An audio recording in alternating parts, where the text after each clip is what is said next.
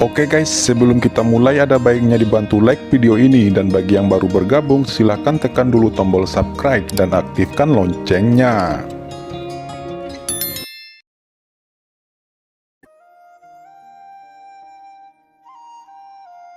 Pedang petir surgawi telah menghilang di alam Yu kuno bersama dengan jatuhnya putra Kaisar Feng Lei. Tetapi sekarang setelah pedang itu muncul di tangan Qin Chen, bagaimana mungkin Feng Xiaoyu tidak terkejut? Pedang guntur langit, gumam Kaisar Wu bertubuh emas juga tiba-tiba berdiri, dengan ekspresi terkejut. Bagaimana mungkin pedang petir surgawi Kaisar Feng Lei ada pada anak ini? Siapa orang ini? Lautan badai menggulung di dalam hatinya. Qin Chen berkata, "Hehe, maksudmu pedang ini?" Qin Chen mendesak pedang guntur surgawi di tangannya, dan tiba-tiba cahaya guntur yang menakutkan melonjak. Dikombinasikan dengan darah guntur di tubuhnya, cahaya guntur yang menyilaukan meledak. Di atas pedang, guntur melonjak, seolah-olah berenang seperti naga. "Ini adalah pedang rampasan Ben Sao," ucap Qin Chen berkata sambil tersenyum. "Harta rampasan perang, bagaimana mungkin? Pedang ini dimiliki oleh Kaisar Feng Yulei. Itu hilang di alam Yu kuno, bagaimana itu bisa muncul di tanganmu?" Ucap Feng Xiaoyu terlihat dingin, dan dia merasakan konspirasi yang kuat. Qin Chen berkata, "Kaisar Xuanyuan yang bermartabat benar-benar bodoh, karena memang Kaisar Feng Lei itu dibunuh oleh tuan muda ini." Ucap Qin Chen tertawa, "Apakah kamu yang membunuh Kaisar Feng Yulei?" Ucap semua orang terkejut. Kematian Kaisar Feng Lei di alam Guyu menyebabkan kegemparan di Martial Domain pada waktu itu. Jumlah orang yang mendengarnya tidak terhitung, dan mereka secara alami mengetahuinya. Tetapi pria di depannya mengatakan bahwa Kaisar Feng Lei dibunuh olehnya. Mungkinkah dia juga berada di dunia Yu kuno? Namun, yang boleh memasuki alam Yu kuno hanyalah semua murid jenius yang dikirim oleh kekuatan utama. Kota Tianlei tidak memiliki kualifikasi ini sama sekali, dan tidak ada Chen Xing di alam Yu kuno. Bagaimana dia melakukannya? Mustahil. Kaisar Feng Lei jelas dibunuh oleh seseorang dari istana berkabut. Bagaimana mungkin ini bisa terjadi? Kaisar Wu Xiangwu juga tampak linglung, cemberut, dan benar-benar bingung. "Kaisar bela diri emas, saya belum melihat Anda dalam beberapa tahun. Kamu bahkan tidak mengenali teman lama," ucap Qin Chen memandang Kaisar bela diri emas sambil tersenyum. Suaranya kembali ke kualitas suara aslinya. Kaisar tubuh emas terkejut, menatap Qin Chen dengan takjub, dan berkata dengan suara gemetar, "Kamu, apakah itu kamu?" Qin Chen tersenyum sedikit, penyamarannya berangsur-angsur menghilang, memperlihatkan wajah tampan, sudut mulutnya menatap Kaisar bela diri emas dengan mencibir, dan niat jahat mengalir. "Itu dia, itu benar-benar dia. Kaisar, orang ini adalah Qin Chen, yang mengikuti pavilion dan ke alam Yu kuno." Ucap Kaisar Wu tubuh emas buru-buru berteriak pada Kaisar Xuanyuan, lalu menatap Qin Chen dengan takjub, dan berkata dengan suara gemetar, "Kamu jelas-jelas gagal melarikan diri di awal dan mati dalam ledakan benua setan asing.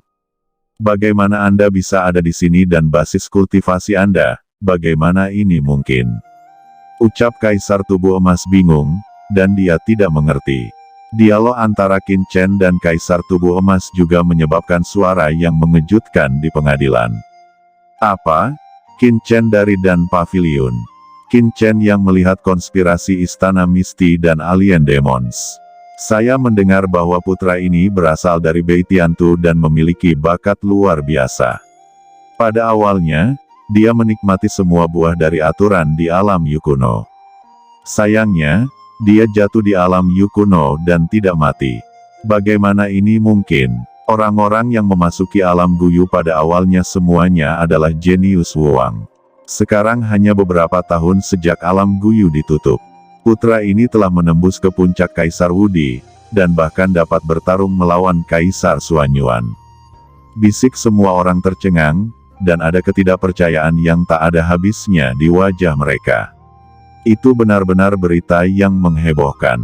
Pada saat itu, Dilaporkan bahwa istana berkabut berkolusi dengan iblis asing untuk menargetkan banyak jenius yang memasuki alam Guyu, dan bahkan memicu penaklukan istana berkabut oleh pasukan utama di daratan. Qin Chen, yang melihat konspirasi Misty Palace dan Alien Demons, secara alami menjadi sosok paling populer saat itu. Demi menyelamatkan orang-orang, Qin Chen bahkan rela bertarung melawan para ahli Alien Demons. Bagaimana kejutan ini bisa ditekan? Bagaimana dia dapat melarikan diri dari dunia Yu kuno?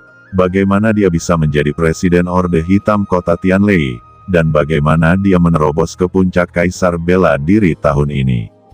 Semua ini membuat semua orang penasaran. Qin Chen, mata Feng Xiaoyu dingin ketika dia mendengar nama ini, dan cahaya dingin menerobos matanya. Ya, saya adalah Qin Chen, Feng Xiaoyu, tidakkah menurut Anda nama ini familiar? Ucap Qin Chen berkata dengan dingin. Nama ini adalah nama kakak laki-lakiku Po Chen Wu Huang, kamu tidak pantas mendapatkannya. Feng Xiaoyu berkata dengan dingin. Qin Chen menjawab, kakak tertua katamu. Jawab Qin Chen tertawa, tetapi ada rasa dingin yang tak ada habisnya dalam tawanya. Feng Xiaoyu, kamulah yang tidak layak. Pada awalnya, Anda bergabung dengan Sangguan Siar untuk membunuh Kaisar Wu Chen dan berpura-pura hingga saat ini. Penonton langsung gempar. Po Chen Wu Huang sebenarnya dibunuh oleh Feng Xiaoyu dan Sangguan Siar.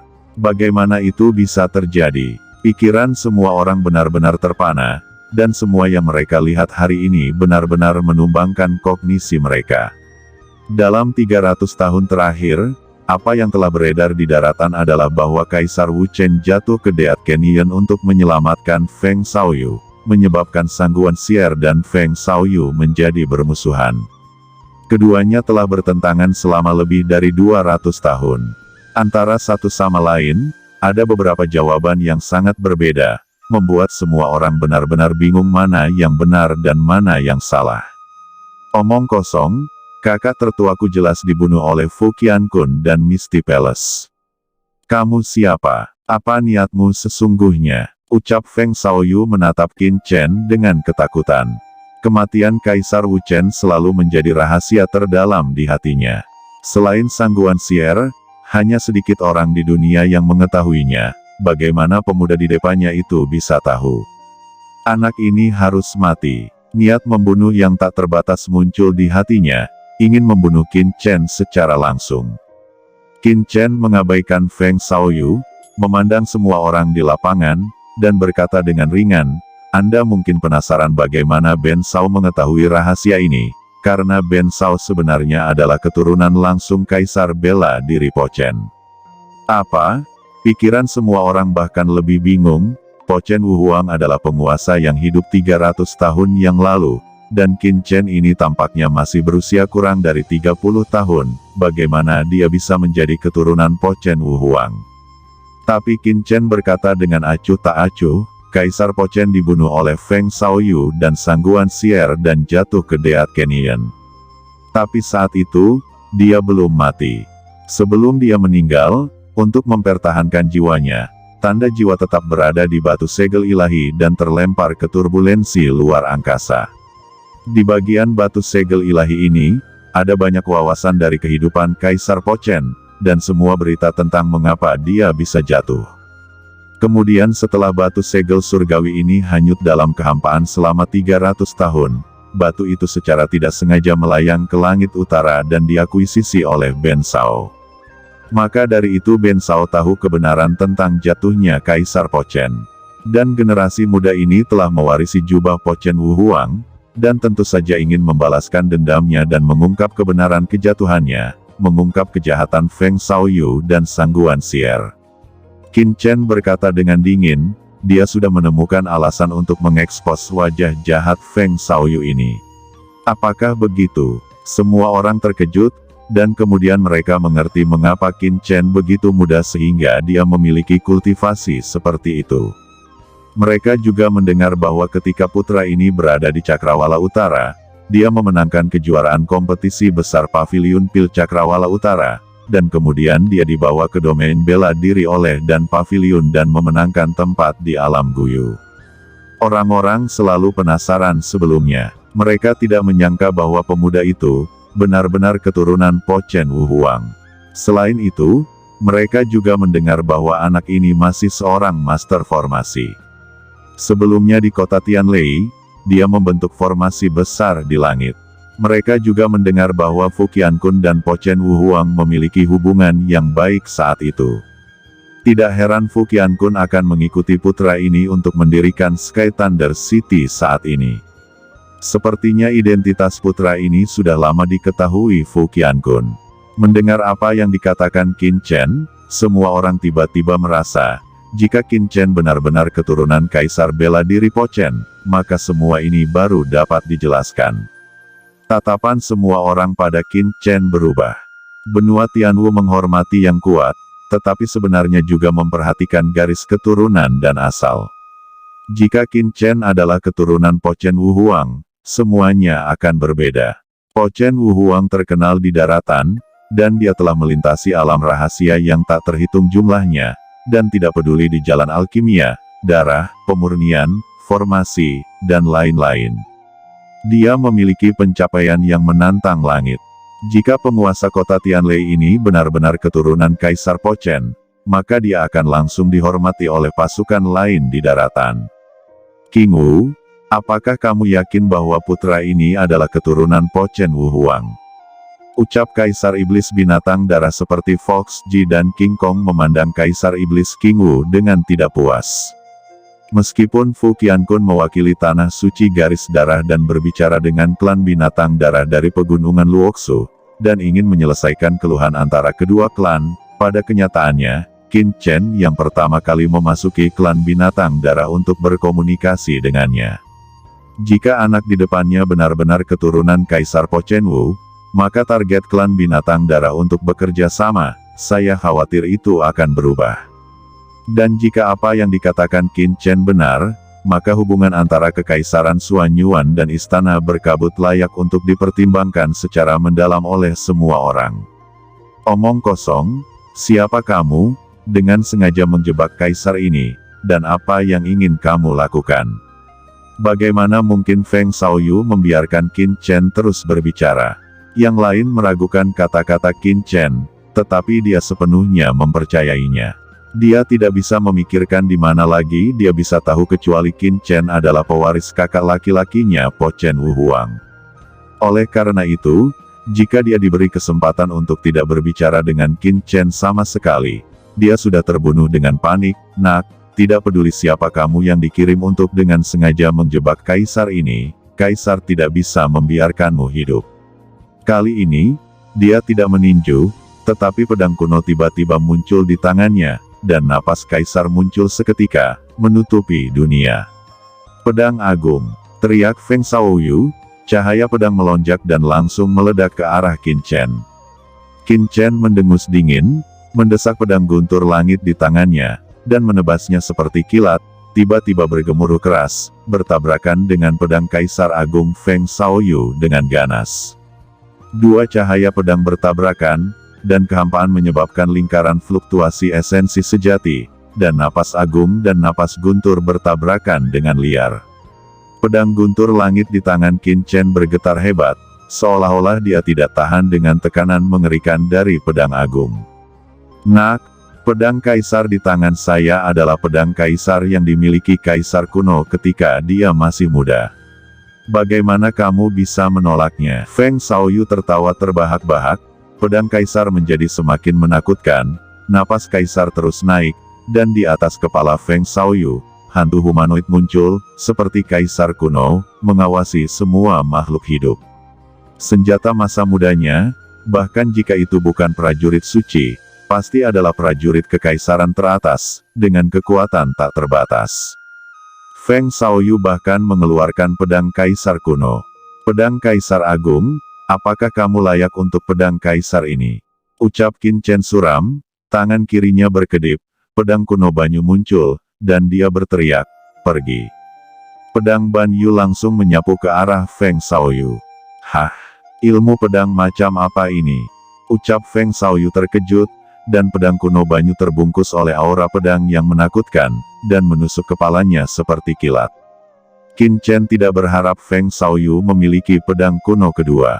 Tapi kemudian sesuatu yang lebih mengejutkan muncul. Tangan Feng Xiaoyu berulang kali didesak, tanpa diduga pedang kuno ketiga dan keempat muncul dalam sekejap. Pada akhirnya, total 7 pedang kuno ditangguhkan dalam kehampaan. Setiap pedang kuno memancarkan nafas kaisar yang menakutkan. 7 pedang kuno, tidak, hanya satu yang merupakan pedang asli, dan 6 sisanya adalah tiruan. Gumam Qin Chen masih terkejut, karena masing-masing dari 6 tiruan yang tersisa adalah prajurit kekaisaran teratas, yang sangat menakutkan. Feng Xiaoyu berkata, tidak peduli siapa kamu dan apa tujuanmu, berpura-pura menjadi keturunan kakak laki-lakiku, hari ini kaisar ini akan membunuhmu. Ucap Feng Xiaoyu mendengus dingin, dan 7 pedang kuno ini berputar dengan cepat membentuk formasi yang menyelimuti dunia. Arai pedang 7 bintang.